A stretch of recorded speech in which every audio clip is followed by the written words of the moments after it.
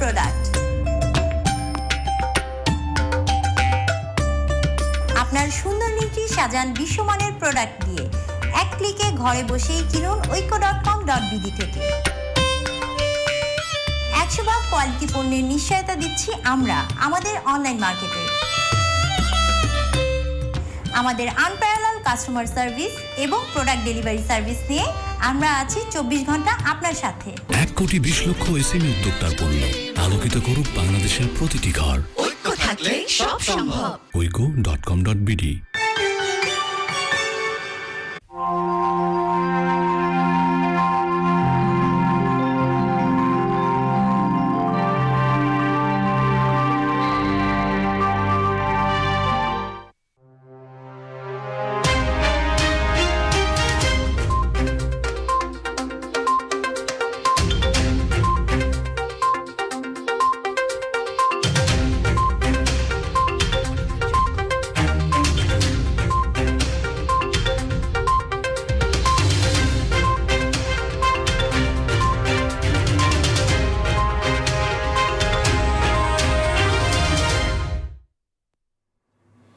প্রিয় দর্শক, ঐক্য.com.bd সংবাদপত্রে বাংলাদেশ অনুষ্ঠান থেকে আমি রেজানুর রহমান আপনাদেরকে স্বাগত জানাচ্ছি।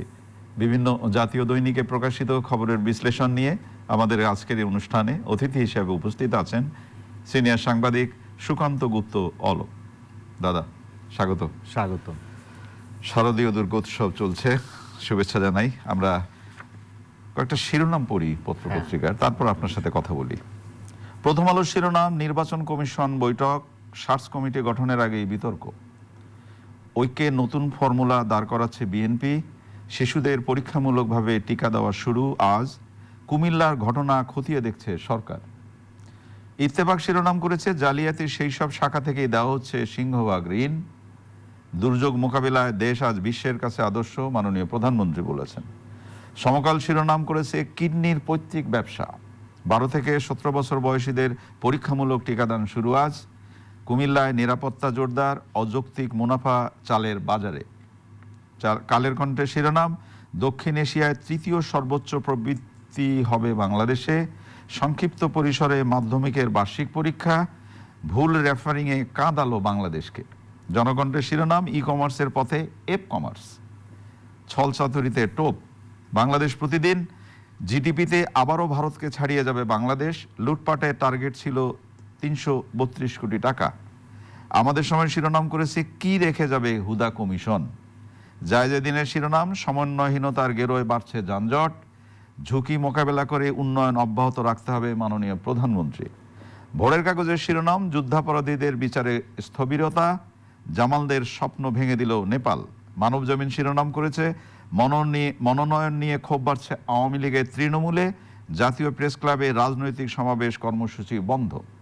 দিনকাল শিরোনাম করেছে, ইসি গঠনে আইন করতে হাইকোর্টে রিট পিটিশন। আমরা পত্রপত্রিকার শিরোনামগুলো শুনলাম।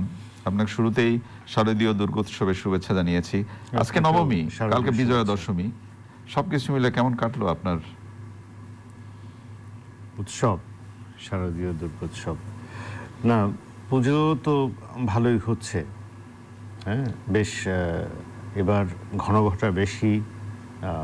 মানে করোনা মহামারীর মধ্যে যেহেতু এখন একটু করোনা নিম্নগামী, এটা সংক্রমণ হার সবকিছু সংখ্যাটা আস্তে আস্তে কাটছে, যে কারণে মানুষ আরো বেশি উৎসব মুখর হয়েছে।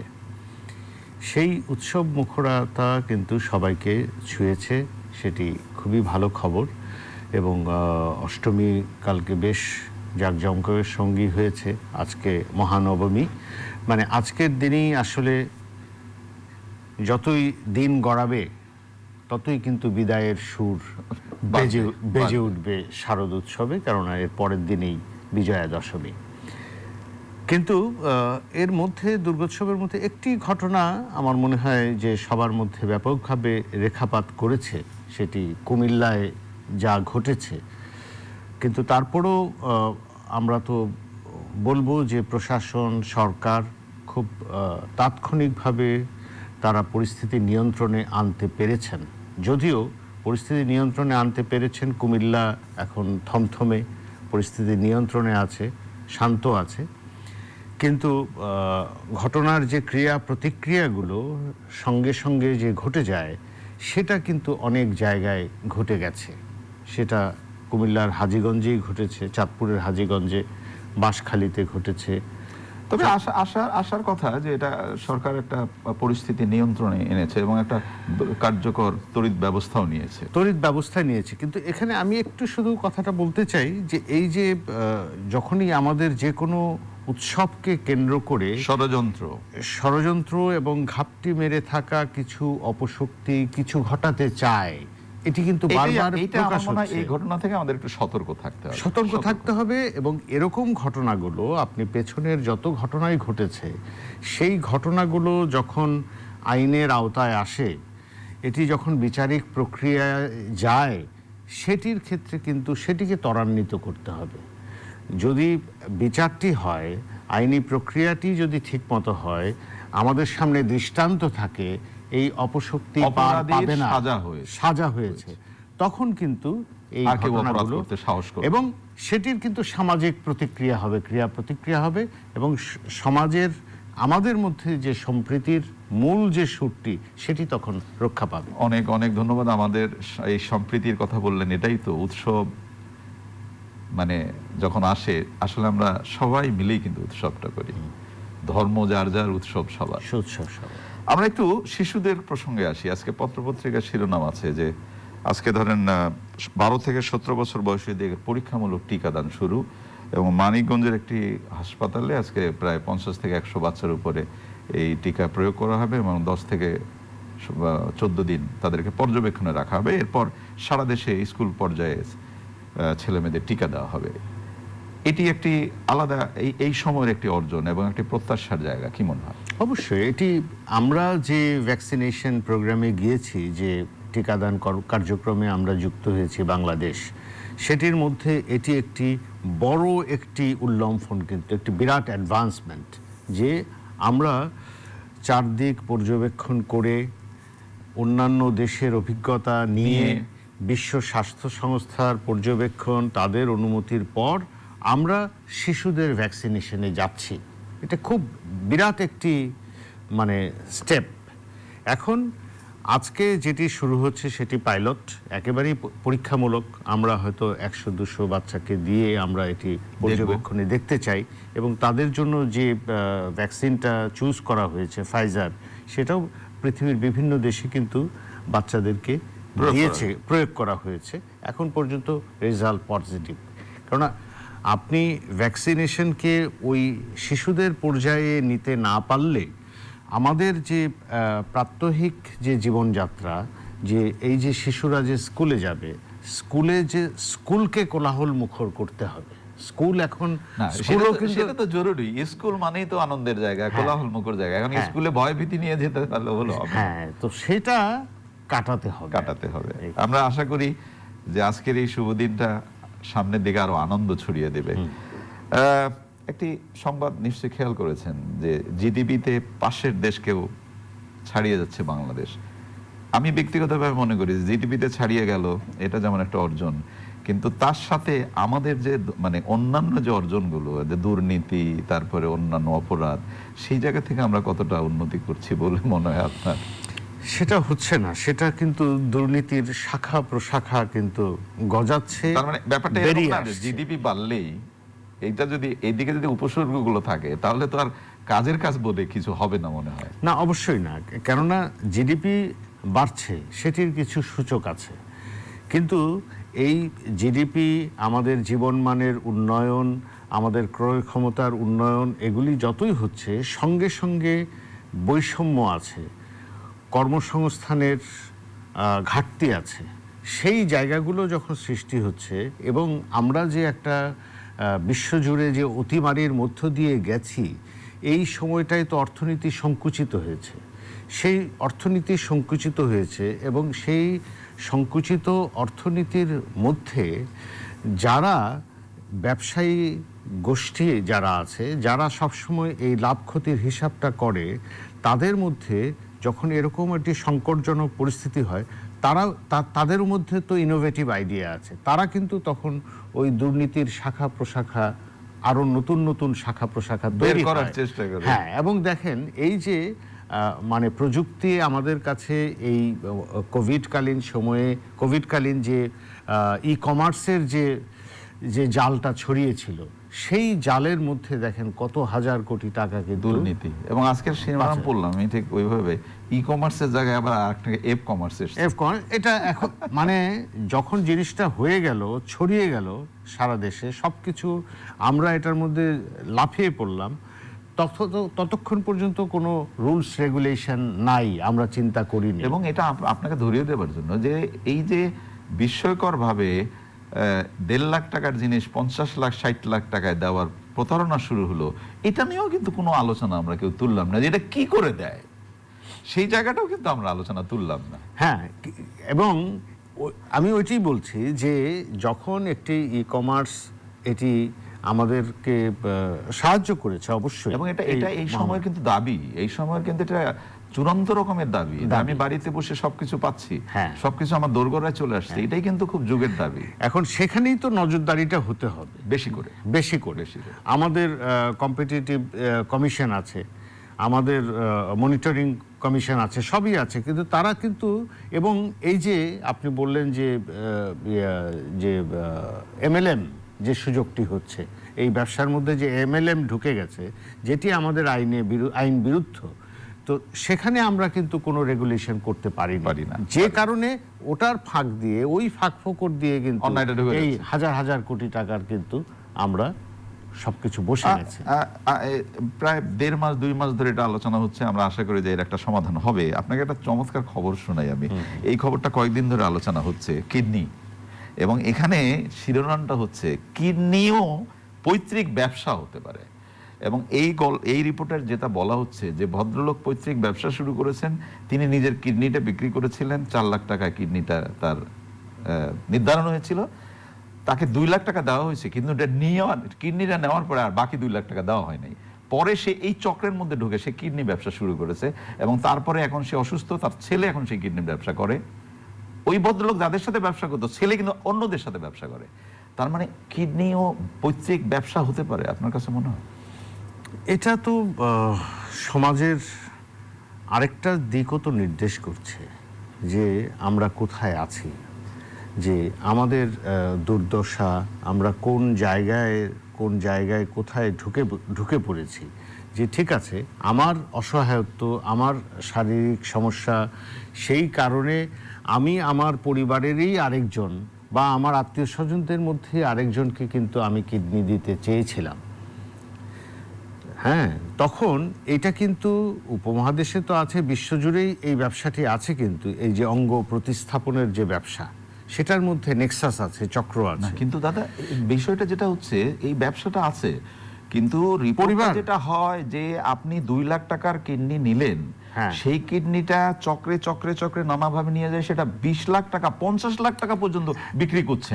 তার মানে কি হচ্ছে, এটা একটা কি বলবো, মানে ভয়ঙ্কর একটা ব্যবসা, ভয়ঙ্কর ব্যবসা এবং চেইন। তো আমি বলছি এই যে এই ঘটনাটি, এই যে পিতা থেকে এটা পরিবারের মধ্যে, তার ছেলেও হয়তো করবে, ছেলে হয়তো করবে, কিন্তু এটি শুরু হয়েছিল তো একটি কষ্টের গল্প দিয়ে।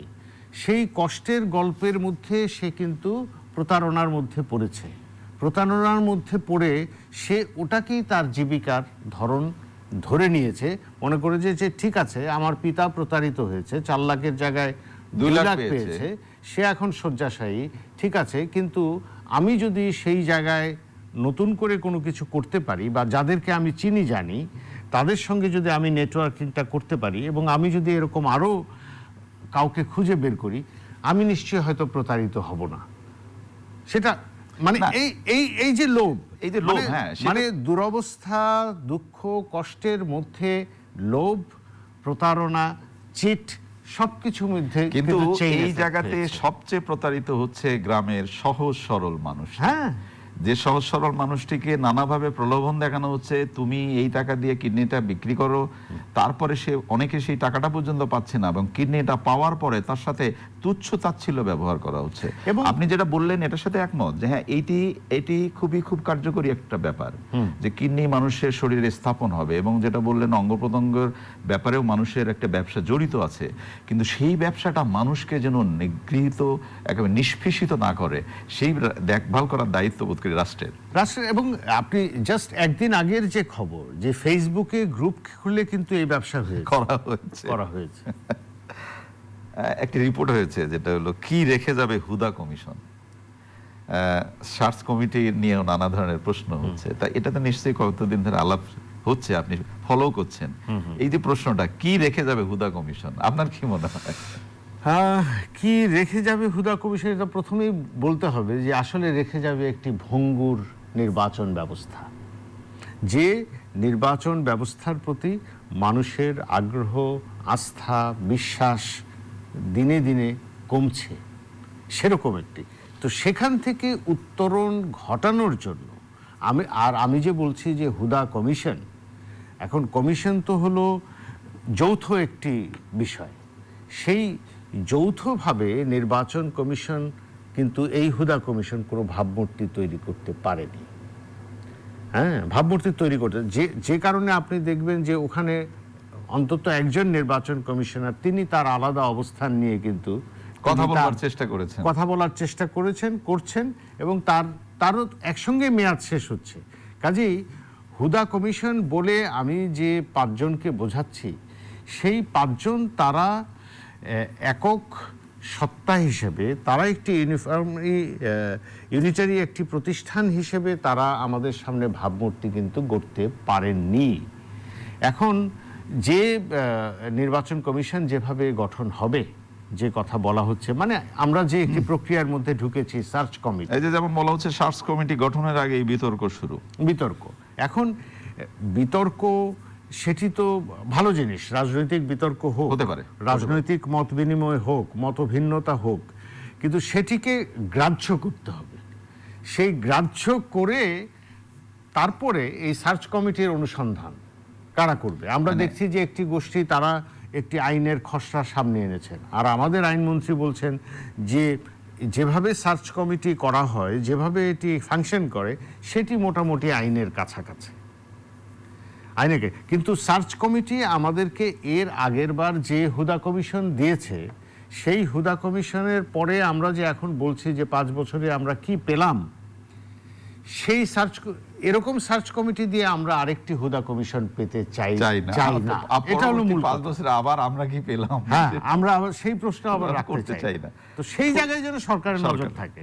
ফুটবল, গতকাল একটি খেলা হলো, এবং বাংলাদেশের পত্রপত্রিকায় যেটা মানে হলো যে বিষয়টা এরকম যে রেফারিং এর ভুল হয়েছে এবং বাংলাদেশের প্রতি অন্যায় করা হয়েছে, এবং আমরা দেখলাম পত্রপত্রিকায় আমাদের খেলোয়াড়দের নতজানু হওয়ার ছবি। ফুটবল এক সময় এমন খেলা ছিল যেটা এখনো আছে, মানে পাগল হয়ে যেত মানুষ ফুটবল খেলা দেখবার জন্য। আপনার কাছে কি মনে হয় যে এইটা প্রতীকী, একজন জামাল ভূঁইয়াদের যে প্রতীকী মাথা নুয়ে যাওয়া, এটা কি একমাত্র রেফারিং এর ভুলেই হলো, নাকি ফুটবল আসলে এগুচ্ছে বলে মনে হয়, না কি মনে হয় আপনার কাছে? ফুটবল মানে এক পা এগুলে 2 পা পিছাচ্ছে, মানে ওই বাঁশের তৈলাক্ত বাঁশ, হ্যাঁ, এরকম অবস্থা, তৈলাক্ত বাঁশের না হলে। এখন আমরা যদি একটি প্রফেশনাল অ্যাপ্রোচ থেকে আমরা ফুটবলের সঙ্গে যুক্ত আছি, প্রফেশনাল অ্যাপ্রোচ, এই জায়গাটি যদি আমাদের বাফু ফেডারেশন আছে, আমরা ফিফার সঙ্গে অঙ্গীভূত, আমরা র্যাঙ্কিংয়ের সঙ্গে অঙ্গীভূত, কিন্তু এই জাস্ট এই সাফ ফুটবলকে সামনে রেখে আমরা কি দেখেছি? আমরা দেখেছি 1 মাস আগে আমাদের কোচ পরিবর্তন হয়ে গেছে, তড়িঘড়ি। তো তাও এই কোচ অন্য একটি দলের, অন্য একটি ক্লাবের কোচ হিসেবে দায়িত্ব পালন করছেন, তাকে কিন্তু আমি আলাদা করে নিয়ে এলাম। সো এখানেই তো আমার অ্যাপ্রোচ বোঝা যাবে যে আমি একটা অ্যাডহক একটা সিস্টেমের মধ্য দিয়ে আমি চলার চেষ্টা করছি। তো অ্যাডহক জিনিস দিয়ে তো আমি প্রফেশনালিজম অর্জন করতে পারবো না, আমি আমার লক্ষ্যে পৌঁছতে পারবো না। সেখানে আমাকে হোঁচট খেতে হবে। সেই হোঁচটের সামনে পেছনে হয়তো রেফারি থাকবে, রেফারিং থাকতেই পারে, এটিও পার্ট অফ ফুটবল। কিন্তু রেফারিং তো ইন্টারন্যাশনালি অনেক ম্যাচে রেফারিং কিন্তু ভুল হয়, আশাভঙ্গের হয়। কারণ সৃষ্টি কিন্তু করে। প্রশ্নটা হচ্ছে যে আমি কতটা যোগ্যতার সাথে খেললাম হ্যাঁ। এবং আমি কতটা যোগ্য হয়ে দাঁড়ালাম, সেটাই বোধহয় বোধ করি সেটি। তবে এবার আমরা ভালো খেলেছি, আমাদের সুন্দর একটি সূচনা ছিল, কিন্তু এই যে আমরা ভালো খেলেছি, ভালো খেলার সামনে বুঝতে হবে যে মালদ্বীপ আমাদের কাছে 8 গোল খেয়েছে, 7 গোল খেয়েছে, প্রশ্নটা এই জায়গায়। হ্যাঁ, সেই মালদ্বীপসের উন্নতি। এবার নেপাল যে খেললো, আমরা কালকে যাদের সঙ্গে শেষ পর্যন্ত ড্র হয়ে গেল, নেপাল যে এবার খেলেছে, সেই নেপালের যে উন্নতি, এগুলো তো তাক লাগানো বিষয়। মানে ওরা পারে, ওরা পারছে, আমরা কেন না? তাদের অ্যাপ্রোচটা আমি মনে করি হয়তো তারা রাইট অ্যাপ্রোচে আছে, আমরা রাইট অ্যাপ্রোচে নাই ফুটবল নিয়ে। এটা নিয়ে আমাদের একটু আলোচনা করতে হবে এবং ভাবতে হবে অবশ্যই। আপনাকে অবশ্যই। অসংখ্য ধন্যবাদ। প্রিয় দর্শক, আপনাদের যে বিষয়গুলো উত্থাপন করলাম, আমরা আলোচনা করলাম, শুনলেন নিশ্চয়ই। আজকেই আমাদের শিশুদের টিকা কার্যক্রম পরীক্ষামূলকভাবে শুরু হচ্ছে। আমরা আশা করি এই কার্যক্রমটি অগ্রাধিকার পাবে এবং সবাই মিলে আমরা একটি সুন্দর বাংলাদেশের দিকে এগিয়ে যাব। ভালো থাকবেন সবাই। আগামীকাল নিশ্চয়ই এই সময় আবার কথা হবে। খোদা হাফেজ।